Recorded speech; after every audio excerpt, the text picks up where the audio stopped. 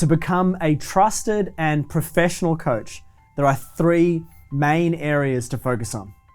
The first one is actually your own personal development yourself. Now, a lot of people skip this. A lot of people that want to become professional and trusted coaches, of course, they start thinking about, well, what's the accreditation that I need? And that's very important, by the way. And what's the education that I need to be able to help others? But we're going to get there. First of all, let's start with you. When it comes to becoming a coach, we're stepping into a role of leadership. And that means that we need to have tools and resources for ourselves. What are our own beliefs about ourselves? What are our own values? It takes some time to start looking within and explore who we really are. Now, the good thing is you don't have to do that for 10 years before you actually start coaching. You can do it side by side. I've been coaching now for nearly 9 years. And right from the beginning up until now, I've been exploring how I can become the best person I can possibly be at the same time. Something that makes a great coach is the willingness to explore ourselves, to do our own self-exploration and really create confidence and empowerment and fulfillment in ourselves as well. Now, I really want to highlight the point where you don't have to do this for 5 or 10 years before you get started. This is really important. A lot of people think that, they hold themselves back and they say, oh my God, I've got so much I need to work on. I'll never be able to help anyone. That's not how a coach works. You can start working on you and then you can share what you've learned with another person. One of the things that I say to all our great coaches is you only really need to be 1 week ahead of your first client. You're 1 week ahead of your own exploration. You've got 1 week's worth of goals to be able to share to a person that's in front of you. And then all of a sudden you've been doing it for 3 years, 4 years, you've got 4 years worth of knowledge. So make sure you always start straight away. Now, the second thing is to really understand the structure of a coaching session. Now, a coaching session is broken down into 4 main ideas. The first one is deep listening. It's learning the skill of creating a safe space for our client so they can open up and share what they need to share. So they feel a space of trust and responsiveness with you. The second part of a coaching session is learning how to validate people. A lot of people never hear validations their entire life. Simple things like, you're doing a great job. Or it might be a validation like, hey, that's actually okay. That's really normal what you're experiencing right now. Or it could be a validation like, what happened was not okay.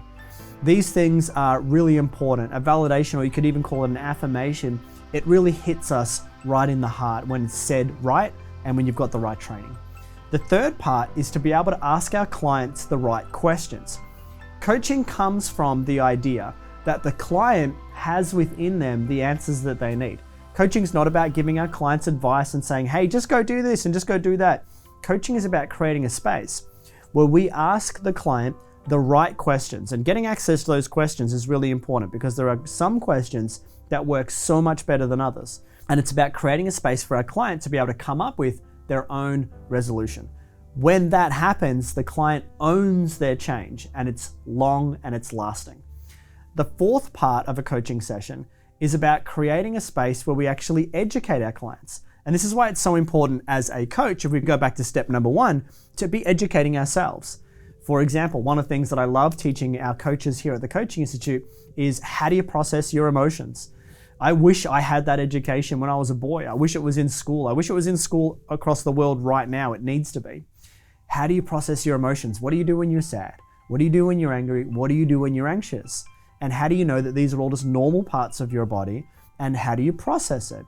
So sometimes coaching is also about educating ourselves and then passing that education down to our clients as well. Now, the third part is actually to do business education. A lot of people skip this bit because they are so excited about making a difference and going out and serving the world. They've skipped the part where we have to actually do some education. There's some things that need to be learned about the world of business. Now, business is ultimately about attracting the right people. Now, it's not about attracting anyone, but it is about attracting the right people. What I mean by that is it's about attracting the clients into your world that are like you and that are going to like you, that want to be with you, that dig your style, that dig your energy and the way that you show up. That's your ideal client. I get to work with my ideal clients every day, and it's a joy. I look forward to it, and I genuinely love spending time with them. That's what you want to learn how to do. And it's also about creating a space for your ideal client to be able to say yes to themselves, to make a commitment to their own development. And there's a strategy around how to do all of that and how to do all that in a replicable and sustainable way so you can live your dream and your dream doesn't have to become just a hobby.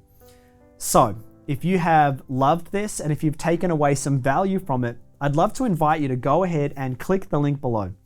When you do that, you'll head over to another page where I'd love to invite you along to a live training where we will be exploring ideas like this and so much more. We'll be talking about how we can apply them to our own lives and to the lives of others. Go ahead and click the link below, and I trust I will see you on the other side.